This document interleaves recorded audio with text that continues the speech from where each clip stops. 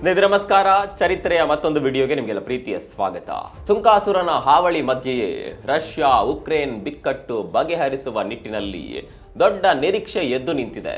ಈಗ ಎಲ್ಲರ ಚಿತ್ತ ಆಗಸ್ಟ್ 15ರತ್ತ ಎನ್ನುವಂತಾಗಿದೆ. ಅಂದಹಾಗೆ ಆಗಸ್ಟ್ 15ರಂದು ಅಮೆರಿಕ ಅಧ್ಯಕ್ಷ ಡೊನಾಲ್ಡ್ ಟ್ರಂಪ್ ರಷ್ಯಾ ಅಧ್ಯಕ್ಷ ವ್ಲಾಡಿಮಿರ್ ಪುಟಿನ್ ಅಲಾಸ್ಕಾದಲ್ಲಿ ಭೇಟಿಯಾಗಲಿದ್ದಾರೆ. ಈ ಭೇಟಿಗೂ ಮುನ್ನ ಮಹತ್ತರ ಬೆಳವಣಿಗೆಯೊಂದು ಸಂಭವಿಸಿದೆ. ಮಾಡಿದ್ದುಣ್ಣೋ ಮಾರಾಯ ಅನ್ನುವ ಹಾಗೆ ಟ್ರಂಪ್ ಈಗ ಅಡಕತ್ತರಿಯಲ್ಲಿ ಸಿಲುಕೊಂಡಿದ್ದಾರೆ. ಇಲ್ಲಿವರೆಗೆ ರಷ್ಯಾ ಉಕ್ರೇನ್ ವಿಚಾರದಲ್ಲಿ ನ್ಯೂಟ್ರಲ್ ಸ್ಥಿತಿಯಲ್ಲಿದ್ದ ಹಾಗೂ ಅಮೆರಿಕ ಪರ ನೀತಿ ಹೊಂದಿದ್ದ 4 ರಾಷ್ಟ್ರಗಳು ಇದೀಗ ಇದ್ದಕ್ಕಿದ್ದ ಹಾಗೆ ರಷ್ಯಾ ಪರ ವಾಲಿಕೊಂಡಿವೆ. ಹೀಗಾಗಿ ಪುಟಿನ್ ಟ್ರಂಪ್ರ ಬತ್ತಳಿಕೆಯಲ್ಲಿದ್ದ ಅಸ್ತ್ರವನ್ನ ಕಸಿದುಕೊಂಡಿದ್ದಾರೆ. ಶನಿವಾರ ರಾತ್ರಿಯಷ್ಟೇ ಈ ಅಚ್ಚರಿಯ ಬೆಳವಣಿಗೆಗಳು ನಡೆದಿವೆ. ಕೇವಲ 48 ಗಂಟೆಗಳಲ್ಲಿ ಪರಿಸ್ಥಿತಿಯೇ ಬದಲಾಗಿದೆ. ಇಲ್ಲಿವರೆಗೆ ಟ್ರಂಪ್ರನ್ನ ಬೆಂಬಲಿಸುತ್ತಿದ್ದ ದೇಶಗಳು ಇದೀಗ ಪುಟಿನ್ರತ್ತ ವಾಲಿಕೊಂಡಿವೆ. ಹಾಗಾದರೆ ಈ ದಿಢೀರ್ ಬೆಳವಣಿಗೆಗೆ ಕಾರಣವೇನು? ರಷ್ಯಾದತ್ತ ವಾಲಿರುವ ರಾಷ್ಟ್ರಗಳು ಯಾವುವು? ಟ್ರಂಪ್ ಹುಚ್ಚಾಟದ ನೀತಿಯಿಂದಾಗಿ ಅಮೆರಿಕ ಏಕಾಂಗಿಯಾಗುತ್ತಾ? ಎಲ್ಲವನ್ನ ನೋಡೋಣ ಬನ್ನಿ.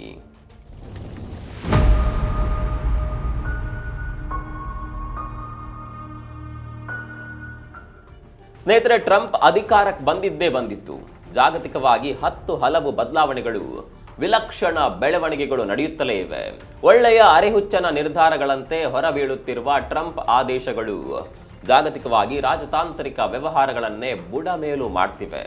ಪಶ್ಚಿಮದ ಕೆನಡಾ, ಬ್ರೆಜಿಲ್ನಿಂದ ಹಿಡಿದು ಪೂರ್ವದ ಮಲೇಷ್ಯಾದವರೆಗೂ ಯಾವೊಂದು ರಾಷ್ಟ್ರವು ಟ್ರಂಪ್ ನಿರ್ಧಾರದಿಂದ ಸಹಮತ ಸಂತೃಪ್ತಿಯಿಂದ ಇಲ್ಲ. ಅದರಲ್ಲೂ ಆತನ ಸುಂಕ ಹೇರಿಕೆಯ ಅಬ್ಬರ ಇಲ್ಲಿವರೆಗೆ ಅಮೆರಿಕ ಬೆಳೆಸಿಕೊಂಡು ಬಂದಿದ್ದ ವರ್ಚಸ್ಸನ್ನೇ ನಾಶ ಮಾಡ್ತಿದೆ. ಖುದ್ದು ಅಮೆರಿಕದಲ್ಲೇ ಟ್ರಂಪ್ ತೀರ್ಮಾನಗಳಿಗೆ ದೊಡ್ಡ ಮಟ್ಟದಲ್ಲೇ ಪ್ರತಿರೋಧ ವ್ಯಕ್ತವಾಗ್ತಾ ಇದೆ. ಹೀಗಿದ್ರೂ ಹಗಲು ವೇಷಧಾರಿಯಂತೆ ಟ್ರಂಪ್ ಏನು ಆಗೇ ಇಲ್ಲ ಎನ್ನುವಂತೆ ಪೋಸ್ ಕೊಡ್ತಾ ಇದ್ದಾರೆ. ಇದೀಗ ರಷ್ಯಾ ವಿಚಾರದಲ್ಲಿ ದೊಡ್ಡ ಬೆಳವಣಿಗೆಯೊಂದು ಸಂಭವಿಸಿದೆ. ಮೇಲೆ ಹೇಳಿದಂತೆ ಅಮೆರಿಕ ನೀತಿ ಹೊಂದಿದ್ದ 4 ಪ್ರಮುಖ ರಾಷ್ಟ್ರಗಳು ರಷ್ಯಾದ ಪರ ವಾಲ್ಕೊಂಡಿದೆ. ಭಾರತ, ಮಲೇಷ್ಯಾ, UAE ಹಾಗೂ ದಕ್ಷಿಣ ಆಫ್ರಿಕಾ ದೇಶಗಳು ಪುಟಿನ್ ಪಾಳಯಕ್ಕೆ ಜಿಗಿದಿವೆ. ಸ್ನೇಹಿತರೆ, ತಮಗೆಲ್ಲ ತಿಳಿದಿರುವಂತೆ ಇಲ್ಲಿವರೆಗೆ ಭಾರತ ಅಮೆರಿಕ ರಾಜತಾಂತ್ರಿಕ ಸಂಬಂಧಗಳು ಅತ್ಯುತ್ತಮವಾಗಿಯೇ ಇದ್ದವು. ಆದರೆ ಟ್ರಂಪ್ ಖುದ್ದು ಈ ಮಧುರ ಸಂಬಂಧಕ್ಕೆ ಹುಳಿ ಹಿಂಡಿ ಬಿಟ್ಟಿದ್ದಾರೆ. ಆಪರೇಷನ್ ಸಿಂಧೂರ ಕಾರ್ಯಾಚರಣೆಯಲ್ಲಿನ ಸುಳ್ಳಿನ ಅವಾಂತರ, ಅನಗತ್ಯ ತೆರಿಗೆ ಸಂಘರ್ಷ, ರಷ್ಯಾ ತೈಲ ಖರೀದಿ ಮೇಲಿನ ಬ್ಲ್ಯಾಕ್ ಮೇಲಿಂಗ್ ಉಭಯ ರಾಷ್ಟ್ರಗಳ ನಡುವೆ ಕಂದಕ ಸೃಷ್ಟಿಸಿದೆ. ಅದರ ದೂರಗಾವಿ ಫಲಿತಾಂಶ ಎನ್ನುವಂತೆ ಭಾರತ ರಷ್ಯಾಗೆ ಮತ್ತಷ್ಟು ಹತ್ತಿರವಾಗಿದೆ. ಇನ್ನು UAE, ಮಲೇಷ್ಯಾ ಹಾಗೂ ದಕ್ಷಿಣ ಆಫ್ರಿಕಾ ಮೊದಲಿನಿಂದಲೂ ಅಮೆರಿಕ ಪರ ನೀತಿ ಹೊಂದಿದ್ದವು. ಆದರೆ ಕಳೆದ 3 ತಿಂಗಳಿನಿಂದ ನಡೆಯುತ್ತಿರುವ ಬೆಳವಣಿಗೆಗಳು ವಸ್ತುಸ್ಥಿತಿ ಬದಲಾಯಿಸಿವೆ. ಹೀಗಾಗಿ 3 ರಾಷ್ಟ್ರಗಳು ಇದೀಗ ರಷ್ಯಾ ಪರ ನಿಲುವು ವ್ಯಕ್ತಪಡಿಸುತ್ತಿವೆ. ಇನ್ನು ಈ ಬೆಳವಣಿಗೆಗಳಿಂದ ಸಹಜವಾಗಿ ಅಮೆರಿಕ ಗೊಂದಲಕ್ಕೀಡಾಗಿದೆ. ಇದು ದೊಡ್ಡ ಮಟ್ಟದಲ್ಲೇ USAಗೆ ಹೊಡೆತ ಕೊಡಲಿವೆ ಅಂತಾನೆ ಹೇಳಲಾಗ್ತಾ ಇದೆ.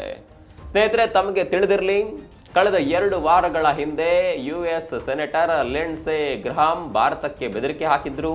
ಒಂದು ವೇಳೆ ರಷ್ಯಾದಿಂದ ತೈಲ ಖರೀದಿಸಿದ್ದೇ ಆದರೆ ಅಮೆರಿಕ ಇಂಡಿಯಾದ ಆರ್ಥಿಕತೆಯನ್ನ ಸರ್ವನಾಶ ಮಾಡಲಿದೆ ಅಂತ ನೀಚ ಹೇಳಿಕೆ ಕೊಟ್ಟಿದ್ರು. ಆದರೆ ವಿಚಿತ್ರ ಅಂದ್ರೆ ಇದೀಗ ಅದೇ ಲಿಂಡ್ಸೆ ಗ್ರಹಾಂ ಭಾರತದ ಮುಂದೆ ಸೆರಗೊಡ್ಡಿ ನಿಂತಿದ್ದಾರೆ. ರಷ್ಯಾ ಉಕ್ರೇನ್ ಬಿಕ್ಕಟ್ಟು ಬಗೆಹರಿಸಲು ಭಾರತದ ನೆರವು ಬೇಕು.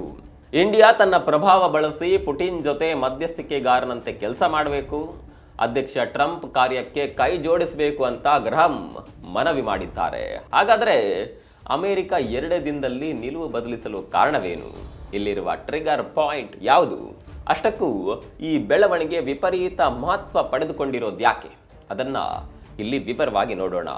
ಕಳೆದ ಹಲವು ವಾರಗಳಿಂದ ಜಿಯೋಪಾಲಿಟಿಕ್ಸ್ನಲ್ಲಿ ಸಾಕಷ್ಟು ಗಮನಾರ್ಹವಾದ ಬದಲಾವಣೆಗಳು ಆಗ್ತಾ ಇದೆ. ಅವೆಲ್ಲ ಬಹಿರಂಗವಾಗಿಯೇ ಕಣ್ಣಿಗೆ ಗೋಚರಿಸ್ತಾ ಇದೆ.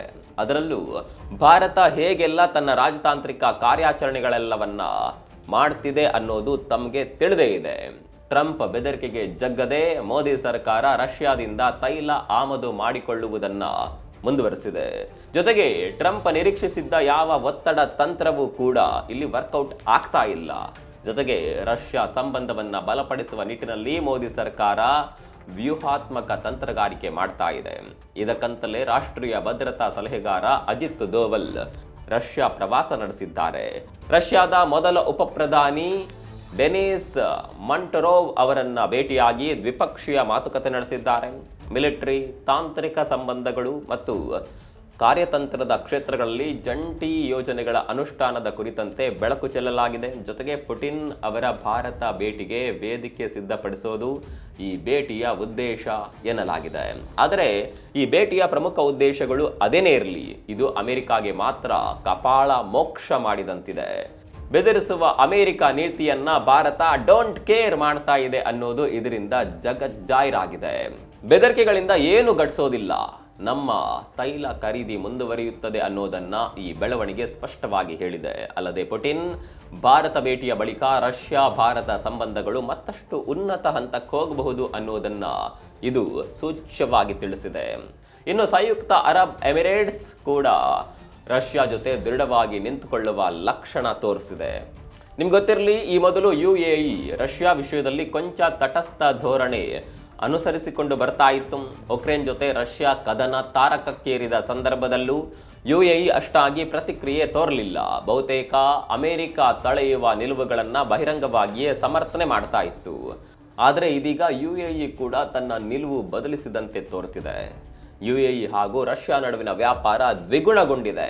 2020ರಿಂದ ಅಂದರೆ ರಷ್ಯಾ ಉಕ್ರೇನ್ ಕದನ ಆರಂಭವಾಗುವ ಮೊದಲಿನಿಂದಲೂ UAE ರಷ್ಯಾದ ಜೊತೆ ದೊಡ್ಡ ಮಟ್ಟದಲ್ಲಿ ವ್ಯಾಪಾರ ವಹಿವಾಟು ನಡೆಸ್ತಾ ಇದೆ. ವಿಶೇಷ ಅಂದರೆ ಅರಬ್ ಎಮಿರೇಟ್ಸ್ ರಷ್ಯಾದಿಂದ ತೈಲ ಖರೀದಿ ಮಾಡೋದಿಲ್ಲ. ಕಾರಣ UAE ಖುದ್ದು ತೈಲೋತ್ಪನ್ನ ದೇಶವಾಗಿದೆ. ಹೀಗಿದ್ದರೂ ರಷ್ಯಾ ಜೊತೆಗಿನ ವ್ಯಾಪಾರ ದುಪ್ಪಟ್ಟಾಗಿರೋದು ಗಮನ ಸೆಳೆದಿದೆ. ಅಲ್ಲದೆ UAE ರಷ್ಯಾದ ಪಾಲಿಗೆ ಆರ್ಥಿಕ ಸ್ವರ್ಗ ಎನ್ನುವ ರೀತಿ ಬದಲಾಗಿದೆ.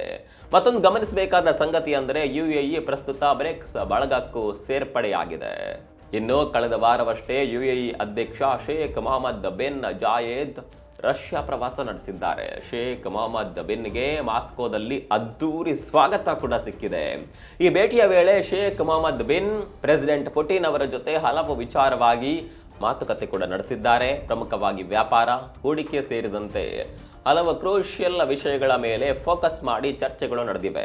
ಅಮೆರಿಕ ರಷ್ಯಾದ ಜೊತೆ ವ್ಯಾಪಾರ ಸಂಬಂಧ ಹೊಂದಿದ ದೇಶಗಳಿಗೆ ಬೆದರಿಕೆ ಹಾಕುವ ಸನ್ನಿವೇಶದಲ್ಲೇ ಈ ಬೆಳವಣಿಗೆ ನಡೆದಿರೋದು ಒಂದರ್ಥದಲ್ಲಿ ಟ್ರಂಪ್ಗೆ ಮುಖಭಂಗ ತಂದಂತಿದೆ. ಇದೇ ಕಾರಣಕ್ಕಾಗಿಯೇ UAEಯಲ್ಲಿ ನಡೆಯಬೇಕಿದ್ದ ಟ್ರಂಪ್ ಪುಟಿನ್ ಮುಖಾಮುಖಿ ಇದೀಗ ಅಲಾಸ್ಕಾಗೆ ಶಿಫ್ಟ್ ಆಗಿದೆ ಅಂತ ಹೇಳಲಾಗ್ತಾ ಇದೆ. ಇನ್ನು ಇದೆಲ್ಲದಕ್ಕಿಂತ ಅಚ್ಚರಿಯ ತಿರುವು ಬಂದಿರೋದು ಮಲೇಷ್ಯಾ ಹಾಗೂ ರಷ್ಯಾ ನಡುವಿನ ಸಂಬಂಧ. ಕಾರಣ ಈ ಎರಡು ದೇಶಗಳು ಹಲವು ದಶಕಗಳ ಬಳಿಕ ತೀರಾ ಸನಿಹ ಮೈತ್ರಿಯಲ್ಲಿ ಕಾಣಿಸಿಕೊಳ್ತಿದೆ. ಇಲ್ಲಿವರೆಗೆ ಮಲೇಷ್ಯಾ ಜೊತೆ ರಷ್ಯಾ ಅಂತಹ ಯಾವುದೇ ತೀರಾ ಹತ್ತಿರದ ಸಂಬಂಧವೇನು ಹೊಂದಿರಲಿಲ್ಲ. ಆದರೆ ಇದೀಗ ರಷ್ಯಾ ಮಲೇಷ್ಯಾ ನಡುವೆ ಟರ್ನ್ ಎನ್ನುವಂತಹ ಸಂಪರ್ಕ ಬೆಳೀತಿದೆ. ಅಮೆರಿಕದ ಅಗ್ರೆಸಿವ್ ವರ್ತನೆ ಕಂಡು ಪುಟಿನ್ ಪೂರ್ವ ರಾಷ್ಟ್ರಗಳತ್ತ ವಿಶೇಷವಾಗಿ ಗಮನ ಹರಿಸ್ತಾ ಇದ್ದಾರೆ. ಅದರ ಫಲ ಎನ್ನುವಂತೆ ಮಲೇಷ್ಯಾ ಜೊತೆ ರಾಜತಾಂತ್ರಿಕ ಸಂಬಂಧವನ್ನ ಬೆಸೆದು ಸಂಬಂಧವನ್ನ ಮತ್ತಷ್ಟು ಬಲಪಡಿಸುತ್ತಿದ್ದಾರೆ. ಇದೇ ಕಾರಣಕ್ಕೆ ಮಲೇಷ್ಯಾದ ರಾಜ ಹಾಗೂ ಸಾಂವಿಧಾನಿಕ ಮುಖ್ಯಸ್ಥ ಸುಲ್ತಾನ್ ಇಬ್ರಾಹಿಂ ಕಳೆದ ವಾರ ರಷ್ಯಾಗೆ ಭೇಟಿ ನೀಡಿದ್ರು. 58 ವರ್ಷಗಳ ಬಳಿಕ ಇದೇ ಮೊದಲ ಬಾರಿಗೆ ಈ ಮಹತ್ವದ ಭೇಟಿ ಸಾಧ್ಯವಾಗಿದೆ. ಪುಟಿನ್ ಆಹ್ವಾನದ ಮೇರೆಗೆ ಸುಲ್ತಾನ್ ಇಬ್ರಾಹಿಂ ಈ ಪ್ರವಾಸ ಕೈಗೊಂಡಿದ್ರು. ಅಂದಹಾಗೆ 1967ರಲ್ಲಿ ಉಭಯ ರಾಷ್ಟ್ರಗಳು ರಾಜತಾಂತ್ರಿಕ ಸಂಬಂಧಕ್ಕೆ ಒಳಪಟ್ಟಿದ್ದವು. ಅಲ್ಲಿಂದ ಇಲ್ಲಿವರೆಗೆ ಮಲೇಷ್ಯಾದ ಮುಖ್ಯಸ್ಥರು ರಷ್ಯಾಗೆ ಭೇಟಿ ಕೊಟ್ಟಿರಲಿಲ್ಲ. ಈ ಭೇಟಿಯ ವೇಳೆ ಹಲವು ಮಹತ್ವದ ಒಪ್ಪಂದಗಳನ್ನು ಮಾಡಿಕೊಳ್ಳಲಾಗಿದೆ. ಇನ್ನು ಸುಲ್ತಾನ್ ಇಬ್ರಾಹಿಂ ರಷ್ಯಾ ಮಲೇಷ್ಯಾದ ವಿಶ್ವಾಸಾರ್ಹ ಮತ್ತು ಪ್ರಮುಖ ಪಾಲುದಾರ ಅಂತ ಅತ್ಯಂತ ಗಟ್ಟಿ ಧ್ವನಿಯಲ್ಲಿ ಹೇಳಿದ್ದಾರೆ. ಸ್ನೇಹಿತರೆ, ಪ್ರಮುಖ ಸಂಗತಿ ಅಂದರೆ ಮಲೇಷ್ಯಾ ಆಸಿಯಾನ್ ಹೊರತುಪಡಿಸಿದ್ರೆ ತೀರಾ ಯಾವುದೇ ಜಾಗತಿಕ ಸಂಘಟನೆಗಳೊಂದಿಗೆ ಮಹತ್ವದ ಪಾಲುದಾರ ಅಲ್ಲ. ಆದರೆ ಅದರ ನಡೆ ಈಗ ಬ್ರಿಕ್ಸ್ನತ್ತ ಸಾಗಿದೆ. ಇನ್ನು ಇದೆಲ್ಲದಕ್ಕಿಂತ ಹೆಚ್ಚಾಗಿ ಮಲೇಷ್ಯಾ ಆಡಳಿತ ಪೂರ್ವ ರಾಷ್ಟ್ರಗಳಲ್ಲಿ ಟ್ರಂಪ್ ಹಸ್ತಕ್ಷೇಪವನ್ನು ವಿರೋಧಿಸುವ ಹಾಗೆ ತೋರುತ್ತಿದೆ. ಕಾರಣ ಕಾಂಬೋಡಿಯಾ ಥೈಲ್ಯಾಂಡ್ ನಡುವಿನ ಸಂಘರ್ಷದ ವೇಳೆ ಟ್ರಂಪ್ ಎಂಟ್ರಿ ಆಗಿ ಕದನ ವಿರಾಮ ಮಾಡಿಸಿದ್ರು. ಇದು ಮಲೇಷ್ಯಾ ಸರ್ಕಾರಕ್ಕೆ ಸರಿ ಬಂದಂತೆ ಕಾಣುತ್ತಿಲ್ಲ. ಪ್ರಚಾರದ ಹುಚ್ಚಿಗಾಗಿ ಟ್ರಂಪ್ ಜಾಗತಿಕವಾಗಿ ವಿಲಕ್ಷಣ ನಿರ್ಧಾರಗಳನ್ನು ತೆಗೆದುಕೊಳ್ಳುತ್ತಿದ್ದಾರೆ ಅಂತಾನೆ ಮಲೇಷ್ಯಾ ಭಾವಿಸಿರುವಂತಿದೆ. ಇದು ಕೂಡ ಮಲೇಷ್ಯಾ ರಷ್ಯಾ ಪರ ವಾಲುವಂತೆ ಮಾಡುತ್ತಿದೆ ಅಂತ ಹೇಳಲಾಗ್ತಾ ಇದೆ. ಇನ್ನು ರಷ್ಯಾ ಪರ ವಾಲುತ್ತಿರುವ ಮತ್ತೊಂದು ರಾಷ್ಟ್ರವೆಂದರೆ ಅದು ದಕ್ಷಿಣ ಆಫ್ರಿಕಾ. ಸ್ನೇಹಿತರೆ, ತಾವೆಲ್ಲ ಜಾಗತಿಕ ಸುದ್ದಿಗಳನ್ನ ಗಮನಿಸಿದ್ರೆ ಈ ವಿಷಯ ಗೊತ್ತಿರುತ್ತೆ. ಇಲ್ಲಿವರೆಗೆ ಸೌತ್ ಆಫ್ರಿಕಾ ಸಹಜವಾಗಿ ಪ್ರೋ ಅಮೆರಿಕ ನಿಲುವು ಹೊಂದಿತ್ತು.